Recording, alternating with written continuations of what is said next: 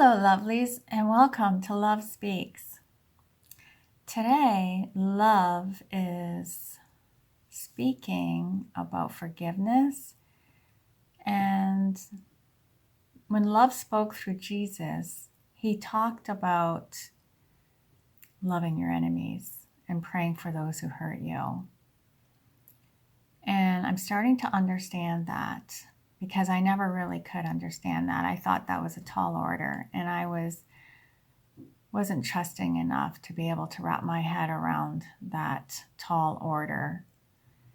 But now I understand it. It's like, actually, enemy just shows up in broken relationships in our everyday life, doesn't it? Those who don't understand us. And maybe they don't understand us because we've never really talked about our true feelings.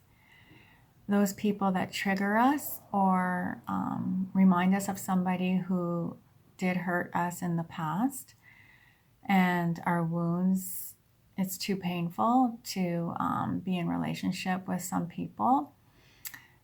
And so it's important to pray for those people that maybe our personalities clash with some people.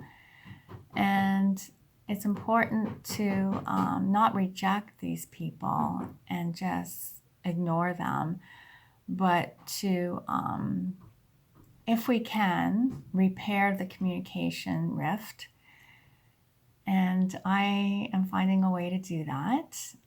Always been very scared to talk about my true feelings, but nonviolent communication is a skill that is teaching me to be in communication during hard and difficult conversations.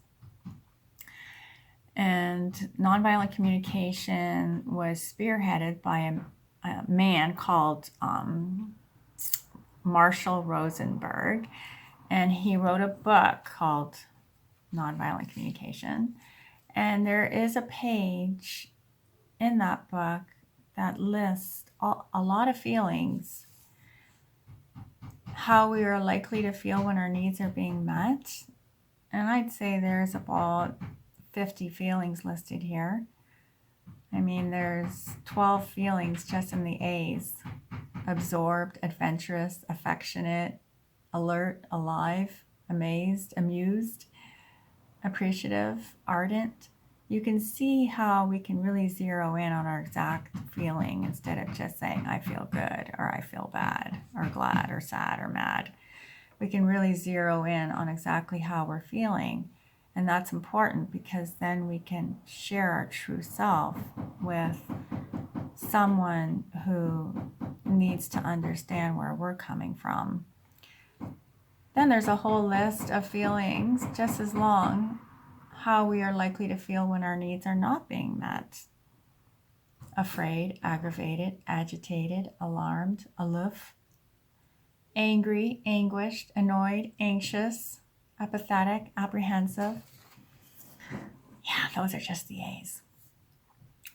So it's really been a tool for me when I want to communicate with my loved ones, and also with those that I love but I don't like, and also those that I don't know that well and can't say whether I love them or like them, or even those that piss me off and trigger me.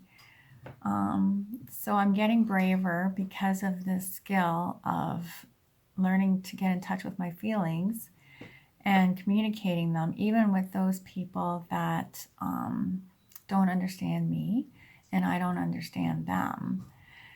And yet I'm in relationship with them because, I mean, it's not like as if you can avoid people in community, and only talk to the ones that make you feel good, right? And so this has been a real learning curve for me. And so I did get into communication with somebody who scares me, and because I'm afraid that I won't be able to really stand up for myself.